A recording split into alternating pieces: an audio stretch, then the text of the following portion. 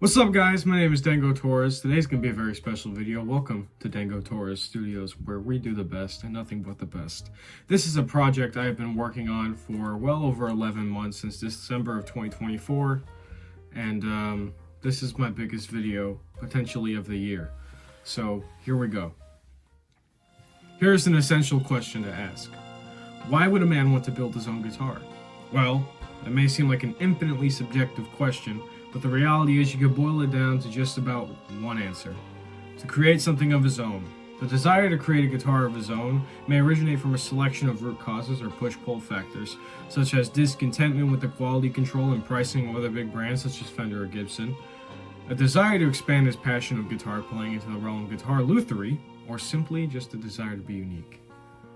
The guitar itself is arguably the most subjective instrument known to man. In its variety of uses, variety of musical genres it is relevant in, its variety of tunings and sonic capabilities, but most importantly in the way it sits in the player's hands and lap. One guitar may be completely, utterly, and entirely different from another, yet may be the same shape and model as the last. The way a player interacts with each said instrument and the way that they truly connect with the instrument is a matter as subjective as subjectivity itself. Different neck, different shape, different strings, different tuning system, even different woods can turn a player entirely away, while the right combination of feel factors make a match made in heaven. In the case of myself, it's no different, and no surprise to me that I'd eventually want to do something like this. Now, I've finally done it. This is the prototype of my future, the future of my sound, the DT Partscaster. But first, let's talk about how I got to this point.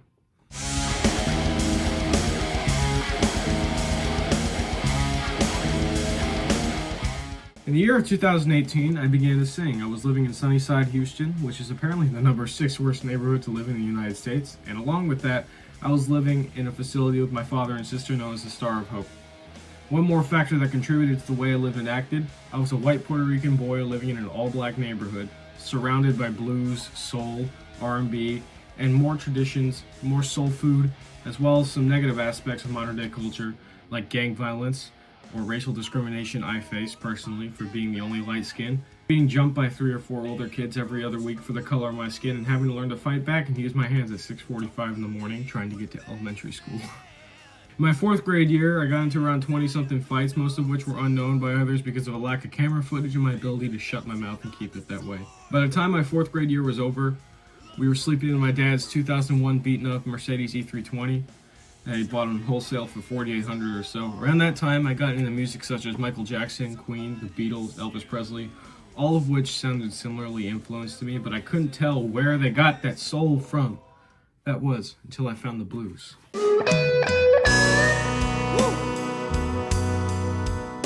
I remember the first time I listened to Couldn't Stand the Weather Legacy Edition by Stevie Ray Vaughan on CD. I thought it was something not only insanely good and very well crafted, but extremely human. It was in his guitar that I could hear his years of pain, his whole life in a 3 to 6 minute track, and every single one of them was like this. From that point I knew, despite the quite different musical phases of grunge and metal that I was going through, that the blues would always be in the back of my mind, and I would develop a deeper understanding and a deeper relationship to this honest, bare bones kind of music. I was a fairly new guitar player at that point, having only been playing for a year or two, and having to reteach myself how to play again after my brain injury. I've always sort of felt that the blues was a really hard genre to master, however easy it may seem to play, even through the days of my simple awareness of the blues. However, when I had gotten bored of the 80s thrash metal and 90s grunge I was almost exclusively listening to at the time, I was musically void for a good few months. That is until I listened to an album by a musician called B.B. King in mid-2023. The album was called Live at Cook County Jail. From that point on, and to this day, the blues was all I ever wanted to know about. I had branched out and discovered more blues artists, from the first Robert Johnson and Henry Thomas, some old Deep South blues singers, to Albert King, Buddy Guy, Freddie King, Fenton Robinson, Luther Johnson, Jimi Hendrix, Eric Clapton. The list goes on, there's so many more to name. I would watch these interviews of some of these guys I just mentioned, as I always did with any musical artist I was fascinated with, and would be pretty damn surprised at how similar their mindsets were to my own.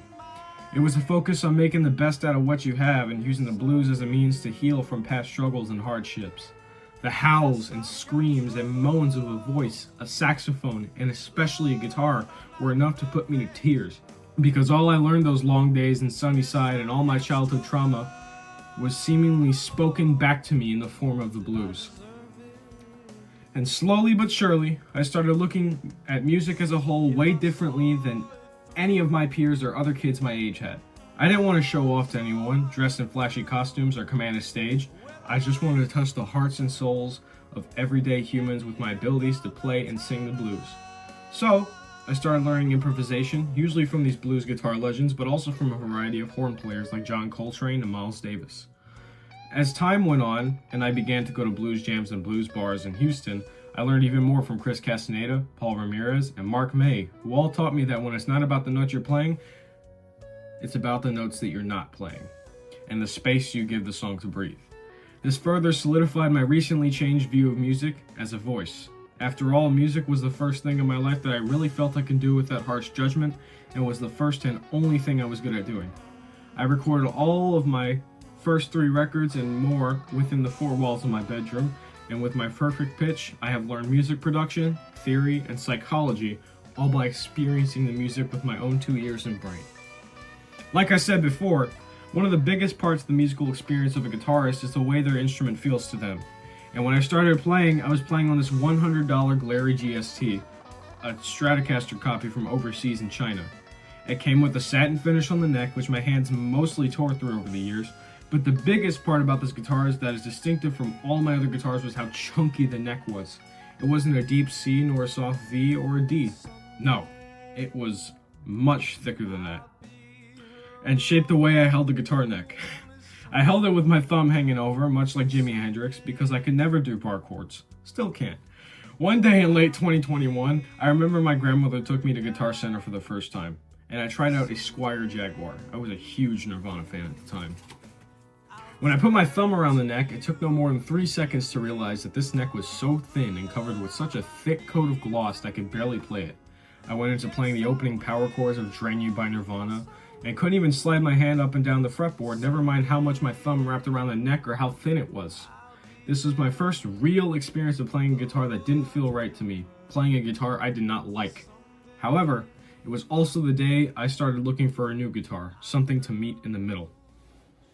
A year later, I bought myself a 1959 Epiphone Les Paul Standard from Sweetwater's limited edition category in the Aged Honey Burst.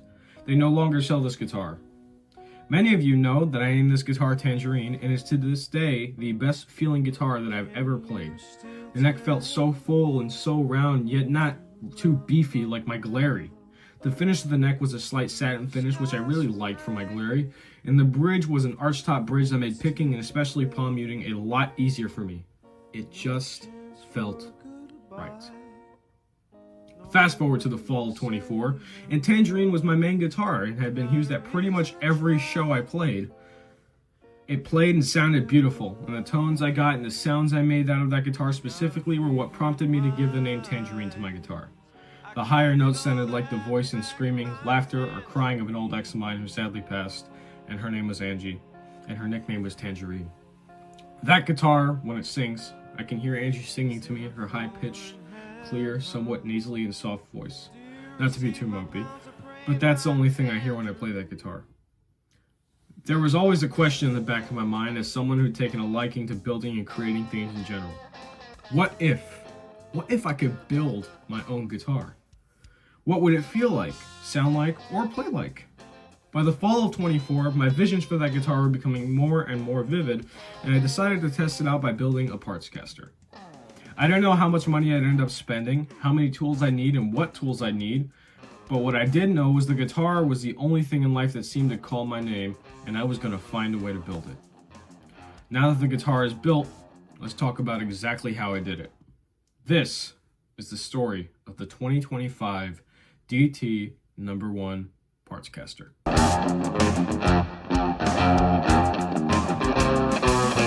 In December of 2024, I had some extra change in my bank account and decided almost randomly to buy a $90 custom-made guitar neck from Amico off of Amazon.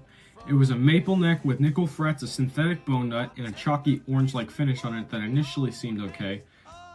This was the first part of the guitar that I bought. Soon after, I sanded off the orange, chalky finish and later on finished this maple neck with 2 coats of boiled linseed oil. In order to fully sand off the neck, I had to defret the neck, which I was going to end up doing regardless because I wanted stainless steel frets. Speaking of, the guitar neck is equipped with 22 stainless steel jumbo frets, Geiger locking tuners, Geiger roller string trees, a real bone nut, although it originally had a Fender LSR roller nut, some eye-shaped inlay stickers that I later removed, and finally the first DT Guitars logo that I hand wrote on the headstock with an acrylic paint pen. I had the neck custom made to model after a soft V sort of shape, like on most 50 Stratocasters at the time.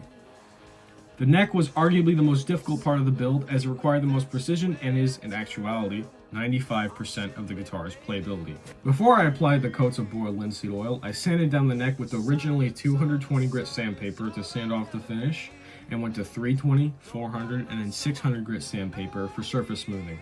Not to mention a custom DT Guitars neck plate was made to combine the neck and the body. Speaking of, going on to our next thing, the body. The next part that I ordered shortly after the neck was an $80 Okame wood Strat style body that was pre-made. I got it off of Amazon from a company called Beck's Gears, which also makes DIY guitar kits and other kinds of guitar bodies. I first carved my initials, DT, into the pickup cavity with an iron file, just for a sense of uniqueness at the beginning. When it came time to paint the body, I chose to spray paint it with Gloss Espresso All-in-One Paint and Primer by Krylon Fusion. And for some clear coats, I chose Rust-Oleum Ultra Cover Gloss Clear Spray Paint. I wanted this paint job to be simple, yet effective, and these paints in combination served me very well. Initially, when I painted the guitar for the first time, I had no knowledge of how exactly to apply the paint. Not only did I forget to warm up the paint in a bowl of warm water for 20 minutes, but I applied the finish directly on the guitar and left a sloppy and uneven finish on the guitar with lots of what the luthiers would call boogers on the finish. I later had to wet sand off the finish to redo the paint job. And when I finally sanded off the finish with 50 grit sandpaper, I did surface smoothing with 100, 120, 150, 220, 400, and finally 600 grit sandpaper to make sure the surface was ready to paint. The second time around, I watched a YouTube video that went over indirect painting strategies, meaning that I would be spraying in an adjacent direction to the body rather than directly on it. The second time, after I color code all the way around, I thought it looked great, besides some uneven spots, some boogers, you know. So I foolishly took 220 grit sandpaper and accidentally sanded more than just an uneven spot. And at that point I said, fuck it, let's just relic this. I said I wouldn't, but I did. After I made some medium relic spots on the guitar, I went over it with a total of 6 clear coats and let it cure for 3 days or so before I did anything else with it. It then sat on this roll top desk in my room for the next 6 months or so alongside the neck. As far as the hardware went, I purchased a Geiger tremolo bridge, which by the way, Geiger is really high quality products. They're not sponsoring this video, nor is anybody else, but they have really high quality parts for very cheap prices, and they're all on Amazon. Anyways, let's go on. As far as the hardware went, I purchased a Geiger tremolo bridge with a pop-in whammy bar and roller saddles. In hindsight, I'm so glad that I have these roller saddles, especially now that the guitar's roller nut decided to lose the ball bearings for the high E string. It keeps the guitar remarkably in tune, even after dive bombs, much like the PRS SE24 Custom that I reviewed on the channel earlier in the year. The bridge also has a brass block and trem claw on the back, which improves sustain and tone. Because of the red and black springs that it came with, I decided to super glue an Ace of Spades card behind the trem claw. For strap buttons, I chose my favorites. The Dunlop strap lock buttons that don't require any extra components, yet still keep everything in place and prevent the guitar from falling off my shoulder during a live show. Haha. The audio jack I bought from a company on Amazon for $7.99 and lost the screws to it later. Luckily, I found 2 similar screws laying in the garage, so I used those to secure it to the body. Finally, for the pickups, I ordered an entire loaded pickguard from Fender for $300 something, loaded with 250K pots and Texas Special pickups. The most frustrating part of this build was waiting for this to arrive. Initially, I ordered it from Amazon and it was shipping from Amazon in London. This was my mistake. Thankfully, I ordered most of the hardware before April of 25 when President Trump rolled out the tariffs, which meant everything I got from China and Japan was there on time. I ordered the pickguard in early mid-August and waited almost 2 months for it to arrive, in which this one never did. After 2 frustrating calls with the useless, absolutely useless Amazon customer support line, which did nothing about this issue, I ordered the pickguard again, this time through Sweetwater because their shipping policy is better, customer service is outstanding, and most importantly in this situation, they ship from their US warehouse in Fort Wayne, Indiana. Eventually, I did end up getting refunded at Amazon, but they did nothing about it while Sweetwater delivered it in 3 days. Amazon's got to up their game. Side note, Amazon's got to up their game. I can't keep doing this crap. It's stupid. Alright, I'm not glazing Sweetwater. Actually, you know what? I'm glazing the hell out of Sweetwater. They're not sponsoring this video, but I'm going to glaze the hell out of them because, you know, for years, consistently, they've been the best retail service for musicians. Anything from on a budget to, like, all the way pro level stuff, they have it. And they have really good shipping policies, really good return policies, really good customer support. I think that might be the best part of their service is the customer support. You can develop a friendship with your sales engineer, like I have with the past 3 that I've had. Anyways, on October 9th, I finally had the pickguard. All I had to do was solder 4 components, 2 wires to the audio jack, 1 against the pickup cavity, which is screwed in, and finally 1 into the back on the trem cloth for grounding. After some correction of stupidity wiring the audio jack backwards. Oh, that's some serious grounding issues. Oh my goodness. I finally had the entire body put together. That same day, I clamped the body and the neck together to finally screw in the neck.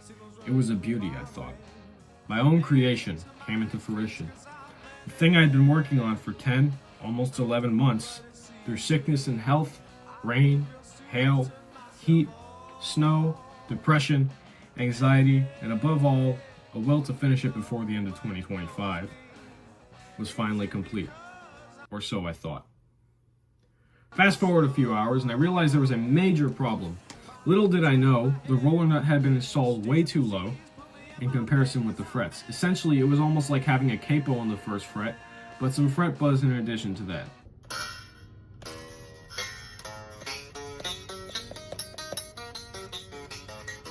After my initial discovery of this being the problem, I leveled the frets and switched to a bone nut, one that was filed relatively high, but not so high that your fingers had to grip the strings down. After that, and a detailed Sweetwater level 22-point setup done by myself, this guitar was playing perfectly. The tones gave me everything I could want from a Strat, yet it felt like something unique, like something I'd never heard before. That brings me to the final section of this video, the tone test. I will be playing over a slow blues track I made in the key of C. I'll go 2 times around the progression, displaying dynamics and digging in to make this thing sing and cry. Sloppily, of course. But before we do that, I just want to say thanks to everyone who helped fund this. The ones who bought merch, CDs at my shows, tickets, or even just $5 tips. You guys supporting me was how I got to this point. Thank you from the bottom of my heart. And this is the new, first ever DT Partscaster.